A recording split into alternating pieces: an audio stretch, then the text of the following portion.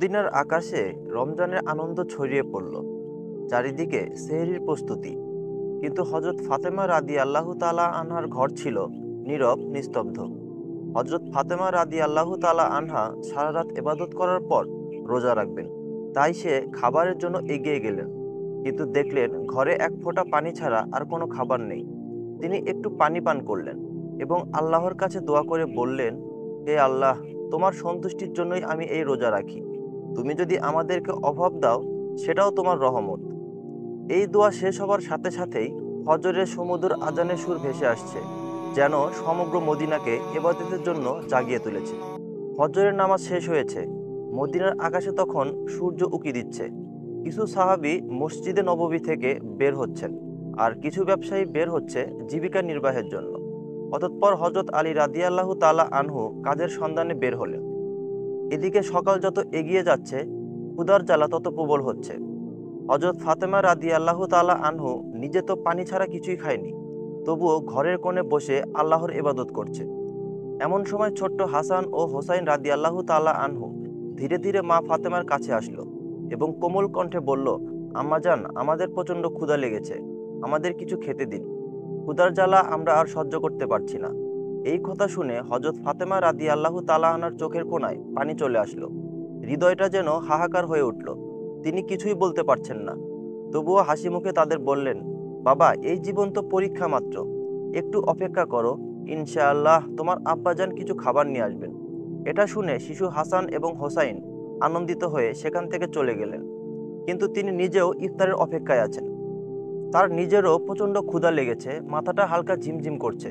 তখন তিনি আল্লাহর কাছে দোয়া করে বললেন, হে আল্লাহ, তুমি আমাদের রিজিক দাতা, তুমি আমাদের রিজিক দাও, তুমি আমাদের সন্তানদের কষ্ট সহ্য করার শক্তি দাও, তুমি আমাদের ঈমান দৃঢ় রাখো। এই কঠিন পরীক্ষার মাঝেও তার হৃদয়ে কোনো বিদ্রোহ নেই, কোনো হতাশা নেই, আছে শুধু ধৈর্য। এদিকে হজরত আলী রাদিয়াল্লাহু তাআলা আনহু তখন কাজের সন্ধান পেলেন না। সূর্য ধীরে ধীরে মধ্য আকাশে উঠে এসেছে। উত্তপ্ত রোদ ও গরমের তীব্রতা মদিনার মাটিকে ঝলসে দিচ্ছে। কিন্তু বাড়ির কথা ভেবে হজরত আলী রাদিয়াল্লাহু তাআলা আনহুর চোখে পানি চলে আসলো। অবশেষে হজরত আলী রাদিয়াল্লাহু তাআলা আনহু এক সাহাবীর বাড়িতে গেলেন এবং সালাম দিয়ে বললেন, ভাই, আমাদের বাড়ি কোনো খাবার নেই, কোনো কাজের সন্ধান দিতে পারবেন?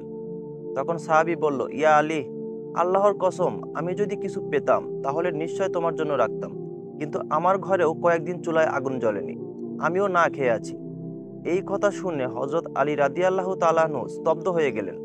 তখন তিনি সান্ত্বনা দিয়ে বললেন, নিশ্চয়ই আল্লাহ তাআলা কোনো না কোনো ব্যবস্থা করবেন। অতঃপর হজরত আলী রাদিয়াল্লাহু তাআলা আনহু আবার কাজের সন্ধানে বের হলেন। কিছু দূর যাবার পর মনে মনে ভাবল, শহরের শেষ প্রান্তে একজন ধনী ব্যবসায়ী বাস করে, তার কাছে গেলে কেমন হয়, হয়তোবা কোনো কাজের ব্যবস্থা হতে পারে। এই কথা চিন্তা করে সেই ধনী ব্যবসায়ীর বাড়ির দিকে যেতে লাগলো। এদিকে হজরত ফাতেমা রাদিয়াল্লাহু তাআলা আনহা দরজায় দাঁড়িয়ে হজরত আলীর বাড়ি ফেরার অপেক্ষায় করুণ নয়নে চেয়ে আছে। ঠিক তখনই শিশু হাসান ও হোসাইন ক্ষুধার জ্বালা সহ্য করতে না পেয়ে তার কাছে এসে কোমল কণ্ঠে ফিসফিস করে বলল, আম্মাজান, আব্বাজান কখন বাড়ি আসবে? এই কথা শুনে হজরত ফাতেমা রাদিয়াল্লাহু তাআলা আনহার বুক ফেটে যেতে লাগলো। চোখের কোণে অশ্রু চিকচিক করতে লাগলো। তবুও তিনি তাদের সান্ত্বনা দিয়ে বললেন, বাবা, একটু ধৈর্য ধরো, নিশ্চয় আল্লাহ আমাদের সাহায্য করবেন। অতঃপর হজরত আলী সেই ধনী ব্যবসায়ীর বাড়ি গিয়ে সালাম দিয়ে বললেন, ভাই, আপনার কাছে কোনো কাজ আছে? আমি কাজ করতে চাই। এই ধনী ব্যবসায়ী কিছুক্ষণ চুপ থাকার পর বললেন, হ্যাঁ, আমার খেজুর বাগানে কিছু কাজ আছে, তুমি সেখানে কয়েক ঘন্টা কাজ করতে পারো, কিন্তু আমার একটা শর্ত আছে। কাজের মূল্য হিসাবে আমি কোনো টাকা পয়সা দিতে পারবো না, আমি তোমাকে কয়েকটি খেজুর দিতে পারি। তখন হজরত আলী নিজের পরিবারের কথা চিন্তা করতেই হৃদয়টা কেঁপে উঠল, চোখে যেন জল চলে এলো। তিনি সঙ্গে সঙ্গে এই কাজ করার জন্য রাজি হয়ে গেলেন এবং খেজুর বাগানে কাজ করতে লাগলেন। খেজুর বাগানের মালিকের নির্দেশ অনুযায়ী সমস্ত কাজ একাই শেষ করলেন।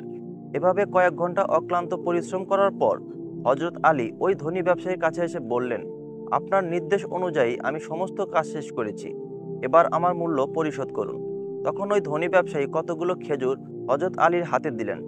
খেজুর পেয়ে হজরত আলী খুবই খুশি হলেন এবং সাথে সাথে আল্লাহর কাছে দোয়া করলেন এবং বললেন, হে আল্লাহ, তুমি আমার রিজিক দাতা, তুমি যদি পরীক্ষা নিতে চাও আমরা ধৈর্য ধরব, কিন্তু আমাদের ঈমানকে মজবুত রেখো।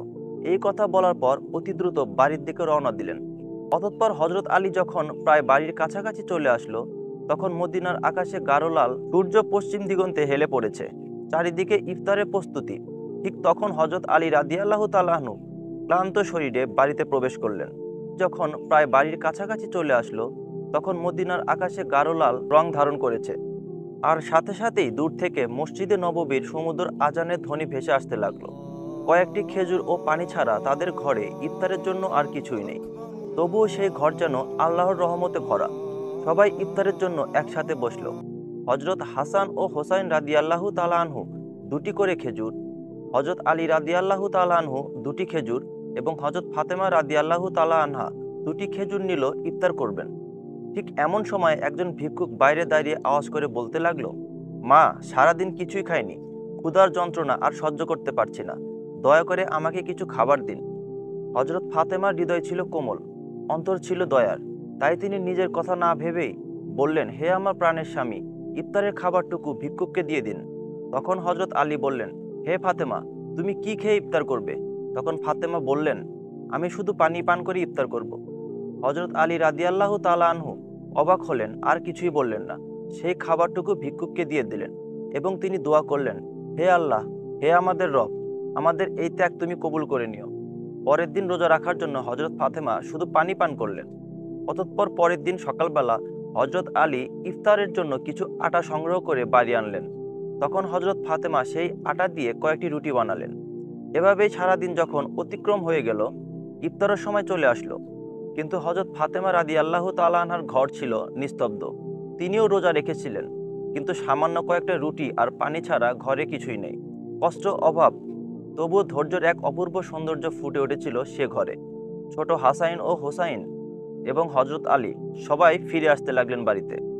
ইফতারের সময় হয়ে গেছে, সবাই একসাথে বসে ইফতার করবে। সবাইকে মাত্র দুটি করে রুটি দিলেন। এমন সময় আবারও বাইরে থেকে এক করুণ কণ্ঠ ভেসে আসলো। বলতে লাগলো, ইয়া আহুলাল বায়াত, আমি 3 দিন ধরে অভুক্ত। আমি শুনেছি তোমরা আল্লাহর পথে দানশীল। যদি কিছু খাবার থাকে আমাকে দেবে। ক্ষুধার যন্ত্রণা আর সহ্য করতে পারছি না। হজরত ফাতেমা রাদিয়াল্লাহু তাআলা আনহা ছিলেন অত্যন্ত দানশীল। তাই তিনি হজরত আলী রাদিয়াল্লাহু তাআলা আনহুকে বললেন, হে আমার প্রিয় স্বামী, এই ভিক্ষুকে রুটিগুলো দান করে আসুন। তিনি বললেন, হে ফাতেমা, তুমি খাবে না? হজরত ফাতেমা বললেন, আমার যদি ক্ষুধা লাগে, সে তো ক্ষুধার কষ্টে কাতরাচ্ছে। আমরা তো দুনিয়ার সুখের জন্য সৃষ্টি হয়নি। আমাদের তো আল্লাহর সন্তুষ্টি অর্জন করাই একমাত্র উদ্দেশ্য। তখন হজরত আলী দেখলেন মা ফাতেমার হাতে শুধুমাত্র পানি ছাড়া আর কিছুই নেই। তিনি সেই ভিক্ষুককে রুটিগুলো দিয়ে আসলেন। মনে মনে বলতে লাগলেন, হে ফাতেমা, তুমি কি জানো তুমি কেমন পরীক্ষা দিচ্ছ? নিজে না খেয়ে অপরকে খাওয়ালে নিশ্চয় আল্লাহ তাআলা তোমার এই দান কবুল করবেন। ঠিক ওই সময় আল্লাহ রাব্বুল আলামিন হজরত জিবরাইল আলাইহিস সালামকে হুকুম করলেন, জিবরাইল, তুমি যাও। আমার প্রিয় হাবিব মুহাম্মাদের প্রিয় কন্যা যেভাবে ফাতেমা ত্যাগ, ধৈর্যের কঠিন পরীক্ষা দিয়েছে, তার অতুলনীয় নিজে না খেয়ে অপরকে খাবার দিয়েছে, তার ঘরে এখন খাবার নেই, তুমি জান্নাত থেকে তাদের জন্য খাবার নিয়ে যাও। এই হুকুম পাওয়া মাত্রই হজরত জিবরাইল আলাইহিস সালাম জান্নাত থেকে সুগন্ধি রুটি, খেজুর ও মধু নিয়ে হজরত আলী রাদিয়াল্লাহু তাআলা আনহুর বাড়ির দরজার সামনে মানুষ রূপে হাজির হলেন। তখন হজরত ফাতেমা রাদিয়াল্লাহু তাআলা আনহা শুধুমাত্র পানি পান করে আবার আল্লাহর ইবাদতে মগ্ন ছিলেন। ঘরের বাইরে থেকে আবার এক আওয়াজ ভেসে আসলো, হে আহুলুল বায়াত। এই কণ্ঠ শুনে হজরত আলী চমকে গেলেন। তখন হজরত আলী ঘরের বাইরে বের হয়ে দেখলেন একজন সুপুরুষ হাতে একটি পাত্র নিয়ে দাঁড়িয়ে আছে। তিনি জিজ্ঞেস করলেন, আপনি কে? অপর দিক থেকে উত্তর এলো, আমি আল্লাহর পক্ষ থেকে প্রেরিত একজন দাস। তোমরা যেভাবে তোমাদের ক্ষুধা সহ্য করে অন্যের মুখে খাবার তুলে দিয়েছো, আল্লাহ তোমাদের জন্য জান্নাতে রিজিক পাঠিয়েছেন। এই কথা শোনা মাত্রই হজরত আলী রাদিয়াল্লাহু তাআলা আনহুর অন্তর কেঁপে উঠল। তার চোখে জল ভরে গেল। হজরত জিবরাইল আলাইহিস সালাম খাবারগুলি দিয়ে সেখান থেকে বিদায় নিলেন। তখন হজরত আলী রাদিয়াল্লাহু তাআলা আনহু খাবারগুলি নিয়ে ঘরে প্রবেশ করলেন এবং বলেন, হে ফাতেমা, দেখো দেখো, আমাদের রব কত মহান, আমাদের জন্য জান্নাত থেকে রিজিক পাঠিয়েছেন। এই কথা শুনে হজরত ফাতেমা রাদিয়াল্লাহু তাআলা আনহা ধীরে ধীরে সেখানে এলেন। এগুলি দেখে বিস্ময় হতবাক হয়ে গেলেন। এক মধুময় নয়নে ওই পাত্রের দিকে তাকিয়ে রইলেন আর মনে মনে ভাবতে লাগলেন, হে আল্লাহ, তুমি কতই না মহান। তিনি বুঝতে পারলেন এটি কোনো সাধারণ খাবার নয়। এত সুগন্ধি রুটি, মধু, খেজুর, এ তো জান্নাতের খাবার। এদিকে শিশু হাসান এবং হোসাইন রাদিয়াল্লাহু তাআলা আনহু সেখানে এসে বললেন, আম্মাজান, এই খাবারগুলো কাদের জন্য এবং কোথা থেকে এসেছে? তখন হযরত ফাতেমা রাদিয়াল্লাহু তাআলা আনহা তাদেরকে বললেন, বাবা, খাবারগুলো আমাদের জন্য মহান আল্লাহ তাআলা জান্নাত থেকে পাঠিয়েছেন। হযরত হাসান এবং হোসাইন বললেন, আম্মাজান, এটা কি সত্যি? তিনি বললেন, বাবা, এটা সত্যি, এটি আল্লাহর রহমত। সেই সময় হযরত ফাতেমা রাদিয়াল্লাহু তাআলা আনহার চোখে জল টলমল করছিল। তখন তারা সবাই আল্লাহর শুকরিয়া আদায় করলেন। খাবার মুখে দেওয়ার পরেই তাদের চোখ থেকে অশ্রু ঝরে পড়ল। এই খাবার ছিল আল্লাহর ভালোবাসার প্রমাণ। অতঃপর পরের দিন সকাল থেকেই সমগ্র মদিনার অলিতে গলিতে এই খবর প্রকাশ হয়ে গেল যে হযরত ফাতেমা রাদিয়াল্লাহু তাআলা আনহার ঘরে আল্লাহর পক্ষ থেকে জান্নাত থেকে খাবার এসেছে। এমনকি স্বয়ং রাসূল সাল্লাল্লাহু আলাইহি ওয়াসাল্লাম জানতে পারলেন। এই খবরটি পেয়ে অনেকেই অবাক হলেন, আনন্দিত হয়ে উঠলেন। আবার অনেকের ঈমান আরও মজবুত হলো। কিন্তু অন্যদিকে অনেক মুনাফিক যারা সন্দেহপ্রবণ ছিল, তারা এই কথাটি কোনো মতেই বিশ্বাস হচ্ছিল না। তাদের মধ্যে থেকে একজন একদল লোকের কাছে গিয়ে বলল, তোমরা কি সত্যি বিশ্বাস করো যে জান্নাত থেকে খাবার আসতে পারে? তখন ওই লোকগুলো বলল, আল্লাহ তাআলা চাইলে সবকিছুই সম্ভব, কিন্তু শুধুমাত্র ফাতেমার জন্য কেন জান্নাত থেকে খাবার আসবে? এসব সন্দেহপ্রবণ কথা ধীরে ধীরে মদিনার অলিতে গলিতে ছড়িয়ে পড়ল। যখন মুহাম্মদ সাল্লাল্লাহু আলাইহি ওয়াসাল্লামের কানে এই খবরটি পৌঁছালো, তখন তিনি সবার উদ্দেশ্য করে বললেন, হে মদিনাবাসী, তোমরা কি বিশ্বাস করো না যে আল্লাহ তার বান্দাদের জন্য অলৌকিক ব্যবস্থা করতে পারেন? যদি আল্লাহ মেরাজের রাতে আমাকে জান্নাতে নিয়ে যেতে পারেন, তবে তিনি কি আমার কন্যার জন্য জান্নাতের খাবার পাঠাতে পারেন না? আমার কন্যা ফাতেমা জান্নাতের নারীতে সর্দারিনী। আল্লাহ তাকে যে মর্যাদা দিয়েছেন তা অতুলনীয়। এই ঘটনা সেই মর্যাদার একটি নিদর্শন। যে ব্যক্তি তাকওয়ার পথে চলে, আল্লাহ তাকে এমনভাবে রিজিক দান করেন যা সে কল্পনাও করতে পারেন না। তখন সবাই নীরব হয়ে গেল। এই কথাগুলো শুনে সাহাবীরা আরো দৃঢ় ঈমান লাভ করলেন। যখন এই ঘটনা সমগ্র মদিনায় এক আলোড়ন সৃষ্টি করলেন, তখন মুনাফিক কাফেররা ক্রোধে ফেটে পড়ল। তাই তাদের অনুসারীদের ডেকে বলল, তোমরা কি দেখেছো মুহাম্মাদের কন্যা এমন মর্যাদা পেয়েছে যা পৃথিবীর অন্য কেউ পায়নি? যদি এই ঘটনা আরো প্রচার হতে থাকে, তাহলে মানুষের ঈমান আরো শক্তিশালী হবে এবং আমাদের ষড়যন্ত্র ব্যর্থ হয়ে যাবে। তখন তাদের এক অনুসারী বলল, আমরা কি বা করতে পারি? তখন সেই কাফির মুনাফিকরা বলল, মানুষের মনে সন্দেহ ঢুকে দাও। তোমরা বলবে, এ তো কেবল একটি গল্প, হয়তো হযরত ফাতেমা স্বপ্ন দেখেছেন। আর বলবে, মুহাম্মদ শুধু তার কন্যা মর্যাদার বাড়ানোর জন্য এমন কথা বলেছেন। আমরা তো কখনোই জান্নাতের খাবার দেখিনি, এটি একটি গল্প। এই কথা মতো পরের দিন থেকে কাফের মুনাফিকদের দল অলিতে গলিতে বাড়িতে বাড়িতে গিয়ে প্রচার করতে লাগলো যে এটি একটি মিথ্যা গল্প। এভাবেই প্রচার করতে করতে একদল সাহাবীদের কাছে গিয়ে বলল, শুনুন ভাইয়েরা, আপনাদেরকে বোকা বানানো হচ্ছে। এটি সত্যি ঘটনা নয়, এটি মিথ্যা ঘটনা। তখন ওই সাহাবীরা বলল, যিনি আমাদের জন্য কোরআন অবতীর্ণ করেছেন, তিনি কি জান্নাত থেকে খাবার পাঠাতে পারেন না? আর মুহাম্মদ সাল্লাল্লাহু আলাইহি ওয়াসাল্লাম তো আল্লাহর প্রিয় রাসূল, তিনি কখনোই মিথ্যা কথা বলবেন না। অতএব তাদের ঈমানের কাছে ওই কাফেররা হেঁটে গেল। এভাবেই এই দণ্ড ধীরে ধীরে ছড়িয়ে পড়ল। এই ঘটনার পর এক রাতে হযরত ফাতেমা রাদিয়াল্লাহু তাআলা আনহা ধীরে ধীরে নিজের কক্ষে গেলেন। দীর্ঘ সময় আল্লাহর ইবাদত করলেন এবং চোখের পানি ঝরালেন। মনে মনে ভাবছেন, কেন আল্লাহ আমাকে এই অলৌকিক নিয়ামত দিলেন? আমার তো দুনিয়ায় কিছু চাওয়ার নেই। আমার একমাত্র চাওয়া আল্লাহ যেন আমাদের সবাইকে জান্নাতে একসঙ্গে রাখেন। অতঃপর তিনি আল্লাহর কাছে দোয়া করে বললেন, হে আল্লাহ, তুমি আমাকে এমন সম্মানিত করেছ যার যোগ্য আমি নই। তুমি আমাকে জান্নাতের খাবার দিয়ে দেখিয়ে দিয়েছো যে দুনিয়ার অভাব কিছুই নয়। যদি তুমি সন্তুষ্ট থাকো, আমার সন্তানদের তুমি হেফাজত করো, আমার স্বামীকে তুমি বরকতময় করো, আর আমার আব্বাকে তুমি জান্নাতের সর্বোচ্চ স্তরে উত্তীর্ণ করো। অতঃপর পরদিন সকালে মদিনার চারিদিকে আলোড়ন সৃষ্টি হলো। তখন হযরত আবু বকর রাদিয়াল্লাহু তাআলা আনহু এবং হযরত ওমর রাদিয়াল্লাহু তাআলা আনহু এই অলৌকিক ঘটনা শোনার পর নবীজি সাল্লাল্লাহু আলাইহি ওয়াসাল্লামের কাছে ছুটে এলেন এবং বললেন, ইয়া রাসূলুল্লাহ সাল্লাল্লাহু আলাইহি ওয়াসাল্লাম, এই ঘটনা আমাদের জন্য এক বিরাট নিদর্শন। এটি আমাদের ঈমান আরো দৃঢ় করেছে। তখন হযরত ওমর রাদিয়াল্লাহু তাআলা আনহু বললেন, আমরা কি এই খাবারের কোনো অংশ দেখতে পারি? নবীজি সাল্লাল্লাহু আলাইহি ওয়াসাল্লাম হাসলেন এবং বললেন, হে ওমর, এটি এমন এক নিয়ামত যা শুধু আল্লাহ যাকে ইচ্ছা তাকেই দান করেন। কিন্তু এটি শুধু খাবারের ব্যাপার নয়, বরং এটি এক মহান শিক্ষা। এই কথা শুনে সাহাবীদের হৃদয় পুরো শান্তিতে ভরে গেল। অবশেষে হযরত মুহাম্মদ সাল্লাল্লাহু আলাইহি ওয়াসাল্লাম হযরত ফাতেমা রাদিয়াল্লাহু তাআলা আনহার বাড়িতে এসে বললেন, এবং তিনি জানতেন তার কন্যা ফাতেমা শুধু তার মেয়ে নয়, বরং তিনি ইসলামের এক মহান আদর্শ।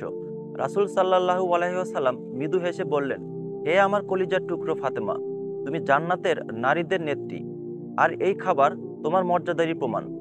তখন হযরত ফাতেমা রাদিয়াল্লাহু তাআলা আনহা বিনয়ের সাথে মাথা নিচু করলেন এবং বললেন, ইয়া রাসূলুল্লাহ, আমি তো শুধু একজন দুর্বল বান্দা। নবীজি সাল্লাল্লাহু আলাইহি ওয়াসাল্লাম সন্তুষ্টিতে বললেন, হ্যাঁ, কিন্তু আল্লাহ তার প্রিয় বান্দাদেরকেই এই রহমত দেন। তুমি ধৈর্য ধরেছ, তুমি তাকওয়ার পথ অবলম্বন করেছ, আর তাই তিনি তোমাকে জান্নাতের খাবার দ্বারা সম্মানিত করেছেন। এই মুহূর্তটি ছিল এক অপার্থিব প্রশান্তির মুহূর্ত। হযরত মুহাম্মদ সাল্লাল্লাহু আলাইহি ওয়াসাল্লাম, হযরত আলী রাদিয়াল্লাহু তাআলা আনহু, হযরত ফাতেমা রাদিয়াল্লাহু তাআলা আনহা, হাসান ও হোসাইনের দিকে তাকিয়ে বললেন, আমি কসম করে বলতে পারি, তোমার অন্তরে যে পরিপূর্ণ ঈমান আছে তা আমাদের সকলের জন্য একটি আদর্শ। হযরত ফাতেমা চোখের পানি মুছে মৃদু হেসে বললেন, আমরা সবাই একদিন জান্নাতে এই খাবারের স্বাদ উপভোগ করব ইনশাআল্লাহ। অতঃপর হযরত মুহাম্মদ সাল্লাল্লাহু আলাইহি ওয়াসাল্লাম সেখান থেকে চলে আসলেন। সেই সময় বনি সালিম গোত্রের এক লোক প্রিয় নবীজির মহাশত্রু ছিল। সে একাই নবীজি সাল্লাল্লাহু আলাইহি ওয়াসাল্লামের বাড়ির কাছে এসে বললেন, হে মোহাম্মদ, তুমি বাইরে এসো, তোমার গলা না কাটা পর্যন্ত আমার হাত স্থির হবে না। এমনই অমানবিক কথাবার্তা বলতে লাগলো। তখন হযরত ওমর ফারুক রাদিয়াল্লাহু তাআলা আনহু ও বেশ কয়েকজন সাহাবী লোকটার এরূপ আচরণ দেখে খুবই রেগে গেলেন এবং বললেন, ইয়া রাসূলুল্লাহ, আপনি অনুমতি দিলে এই শয়তানকে তলোয়ার দিয়ে দ্বিখণ্ডিত করে ফেলব। তখন নবী করিম সাল্লাল্লাহু আলাইহি ওয়াসাল্লাম ঘরের বাইরে এসে সাহাবীদেরকে বললেন, সাবধান, তোমরা ওকে কিছুই বলবে না, কেননা ও তো এটা জানে না যে আল্লাহ কে, তার নবীকে এবং ইসলাম কি। যখন এগুলো বুঝতে পারবে তখন আর এইরূপ কথা মুখে উচ্চারণ করবে না। অতঃপর রাসূল সাল্লাল্লাহু আলাইহি ওয়াসাল্লাম ধীরে ধীরে লোকটির কাছে এসে অতি নম্র ভাষায় মিষ্টি সুরে বললেন, তুমি আমাদের উপর এমন রাগান্বিত হলো কেন? এই আসমান জমিন বিশ্বজগতের একমাত্র সৃষ্টিকর্তা, আমি তো শুধু তারই কথা বলি। আমি শুধু তার উপর ঈমান আনার জন্যই সবাইকে ডাকি। একমাত্র আল্লাহকে ভয় করো, যিনি অসীম ক্ষমতাশীল এবং সর্বশক্তিমান। তাই বলছি, গর্ব ও অহংকার থেকে, হিংসা থেকে বাদ দিয়ে সে মহান আল্লাহকে ভয় করো আর আযাবকে ভয় করো, নয়তো অনন্ত অসীমকাল কঠোর আযাব ভোগ করতে হবে। রাসূল সাল্লাল্লাহু আলাইহি ওয়াসাল্লামের মুখে এরূপ কথা শুনে, তার কোমল ব্যবহার দেখে লোকটি স্তব্ধ হয়ে গেল। কিছুক্ষণ চুপ থাকার পর হঠাৎ বলে উঠল, নিশ্চয় মুহাম্মদ সাল্লাল্লাহু আলাইহি ওয়াসাল্লাম আল্লাহর প্রেরিত রসূল। আমি আপনার কথা বিশ্বাস স্থাপন করে এক আল্লাহর উপর ঈমান আনলাম। এই কথা বলার পর সাথে সাথেই নবীজির হাতে হাত রেখে কলেমা পড়ে মুসলমান হয়ে গেল। তখন মুহাম্মদ সাল্লাল্লাহু আলাইহি ওয়াসাল্লাম সেই ব্যক্তিকে ঘরের মধ্যে নিয়ে গেলেন। তাকে জিজ্ঞাসা করলেন, তোমার বাড়িতে কে আছে? তুমি কিভাবে খাও এবং কিভাবে চলাফেরা করো? তখন লোকটি বলল, ইয়া রাসূলুল্লাহ, আমি হলাম বনি সালিম গোত্রের সবচেয়ে বেশি গরিব। দিনমজুরি করে কোনো রকম সংসার চালাই, অধিকাংশ সময় না খেয়ে থাকি। তখন রাসূল সাল্লাল্লাহু আলাইহি ওয়াসাল্লাম উপস্থিত সাহাবীদের লক্ষ্য করে বললেন, তোমাদের মধ্যে এমন কেউ কি আছে যে একটি উট দান করবে?